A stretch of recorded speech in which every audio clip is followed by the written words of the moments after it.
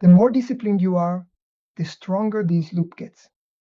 Not weaker, stronger. In the next few minutes, you'll see exactly how the override cycle uses your discipline to reinforce itself, and the one move that finally breaks that pattern.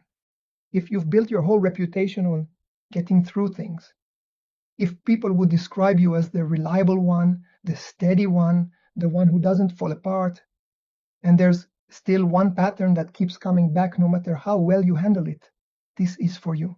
For the past decade plus, I've worked as an NLP master trainer and hypnotherapist. In that time, I've worked directly with high-performing professionals, executives, and entrepreneurs, the ones who look completely capable from the outside, while privately managing something that never quite goes away, no matter how well they perform.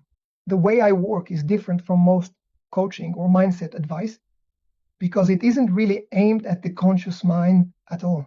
I combine hypnosis, NLP, and nervous system regulation to create change at the level where these patterns are actually coded, the subconscious mind and the nervous system, not the part of you that sets goals and makes plans. I use this to help people stop fighting their bodies and build a different way of functioning with more clarity, regulation, confidence, and freedom, instead of just managing the same pattern a little better. Here's what pushed me to understand this particular pattern at a level I couldn't have reached just by studying it in other people. Before I was diagnosed with severe Crohn's disease, I didn't have a name for what was happening in my body, and I had gotten remarkably good at hiding how bad it actually was, including from myself. Every warning sign I overrode, and every time I got through the day anyway, I read that as proof I'd made the right call. I did that for years without knowing that was exactly what I was doing, training the very thing that was breaking me down to keep running, a little stronger each time, what I'd later come to call, in the book, the override cycle. What finally caught up with me wasn't a lack of discipline. It was the opposite. I want to walk you through exactly what I mean, because I think you're doing the same thing right now, with something else. You just got through it, the call, the pitch, the conversation you'd been dreading all week. It went fine, maybe better than fine. You said the right things, you read the room correctly. Nobody in that meeting saw anything but composure. For about 4 seconds, alone. Before the next thing starts, something in you finally lets go. Your shoulders drop half an inch you didn't know they were holding. Your breath changes without you deciding to change it. Then you catch it, sit up straighter, check the time, file it, move on. I have watched this exact 4 seconds happen in more people than I can count. In sessions, in stories, clients have told me about their week. In moments I didn't even have to ask about because I recognized the look. Most of them never notice it happening at all. You weren't only closing out the call. You were closing 2 ledgers. One tracked whether the call went well, the numbers, the red of the room, the outcome anyone else could see. The other ledger had no name and no form. It just tracked how many times that day you had to hold something steady that wanted to shake. And that's the ledger that's actually been running your career quietly, underneath every single win. You told yourself, not now, not in this meeting, not with this much riding on it. And every time you said that, and the moment passed without anything falling apart, you filed a note, correct call, not now was right, do that again. You built rituals to keep it out of the room entirely. A routine before anything important, a way of steadying your voice before you had to use it, a private script for staying composed no matter what showed up first. It worked. Nobody around you ever saw a thing. But the ritual didn't lower what was riding on the moment. It confirmed. The moment was exactly as dangerous as you'd been treating it. So the next ritual had to be a little more airtight than the last one. And you promised yourself you'd deal with it later, tonight, this weekend, once things finally calmed down. And by the time later arrived, there was something newer that needed handling first. Later kept the promise it always keeps. It never actually came. 3 reasonable responses. And because every single one of them worked, every single one of them left the same instruction behind. Here's the part almost nobody says out loud. That ledger was never watching for you to fail. It was watching you win. And every time you won like that, alone, composed, nothing showing, it wrote down the same line. This works. Keep running it. Not you, the ledger. This has a name. It's what I call in the book the override cycle. Here's the part of it almost nobody explains. Every discipline book on the shelf will tell you willpower is a muscle. The more you use it, the stronger it gets. That's true of actual muscles. It's almost exactly backwards for this. Here's the part that matters most, and it's simpler than people expect. Every stress-driven habit, including the habit of overriding a signal, runs on the same basic route. A cue shows up. You perform a behavior, the behavior pays off immediately, and somewhere down the line, it costs you. With discipline specifically, here's exactly what that route looks like. The cue, a signal arrives, tension, an ache, a wave of something that wants attention. The behavior, you override it. The same response you always give it. The short-term payoff, it works. The call goes fine, nothing falls apart. You get the relief of having handled it again. The long-term cost, the signal never got what it actually needed, so it comes back a little sooner and a little louder next time. The reinforced pattern, under pressure, override the signal, now written into the system a little deeper than it was before. That's not a discipline failure. That's a habit loop completing itself, with discipline sitting right in the middle of it, getting reinforced every single time it works. Think about a dog that barks at the mail carrier every single day. The mail carrier always leaves.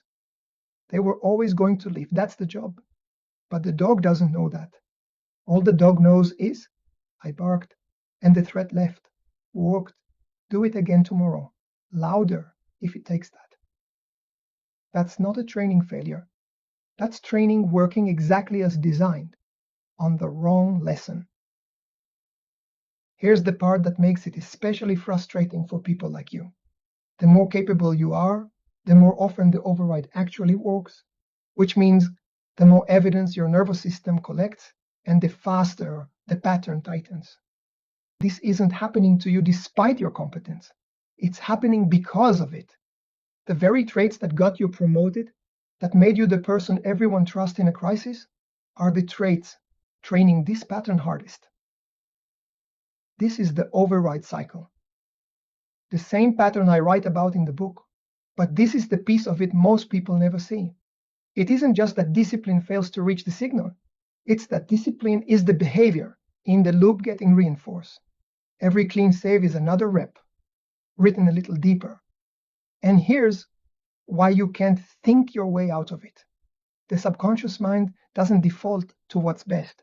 It defaults to what's familiar, what's been rehearsed, what's been repeated, what's been reinforced. You can understand all of this intellectually and still watch the override run on autopilot the next time the signal shows up. As I put it in the book, insight shows you the loop. Process retrains it.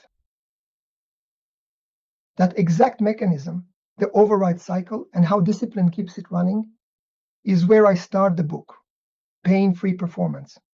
What I want to give you right now is a piece you can start using today. Let's actually do this. Live right now, because insight shows you the loop, but only practice starts retraining it. Find whatever signal is present in your body right now. It doesn't have to be dramatic. The tension in your jaw, something in your chest, a tightness you've been carrying since this morning and stopped noticing an hour ago. Now, instead of naming it and moving past it, the way you always do, get curious about it the way you'd examine an object, not a threat. Does it have a size? Is it large or small? Does it have edges? Or does it blur into everything around it? Is it moving or still? Is it heavy or light? Does it have a temperature? You're not trying to make it disappear. You're just noticing that it has structure, which most people never stop long enough to see, because the moment a signal shows up, discipline overrides it before there's time to look. Now make one small change, just one. Let the edges soften slightly, or let it get one shade lighter, or let it move half an inch in some direction. It doesn't matter which quality you shift or by how much. What matters is that you just proved something to your nervous system that override never gets to prove. This signal can respond. It isn't fixed. It isn't an emergency that only discipline can hold down. That's the whole practice, not relaxation, not distraction. A signal, examined instead of overridden, which is the one response the override cycle has never had to contend with, because discipline never stops long enough to let it happen. Do this once, and your system notices. Do it as a repeated practice. The same signal, the same small shift, again and again. And that's how a new response gets encoded deeply enough to hold under real pressure, not just in a quiet moment like this one. You didn't need to become someone who never feels those 4 seconds. You needed your system to stop requiring proof every single time. That whatever showed up had to be hidden before it was allowed to exist.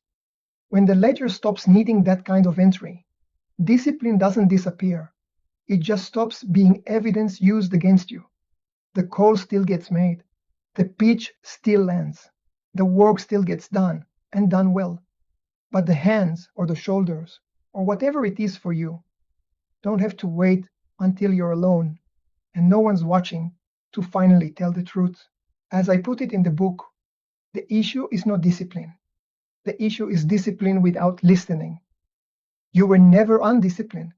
If anything, you've been too good a student for a lesson that was never worth learning in the first place. The override cycle was never asking you to be less disciplined.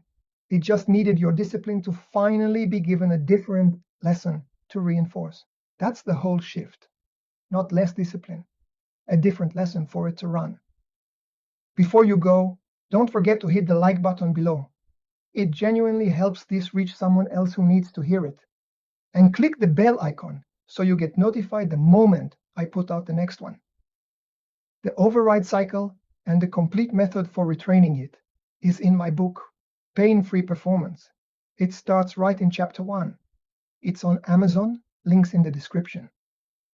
If you want to work through this directly with me, you can book a private consultation. Links below that. And if this is your first time here, subscribe. I break down a pattern just like this one every single week.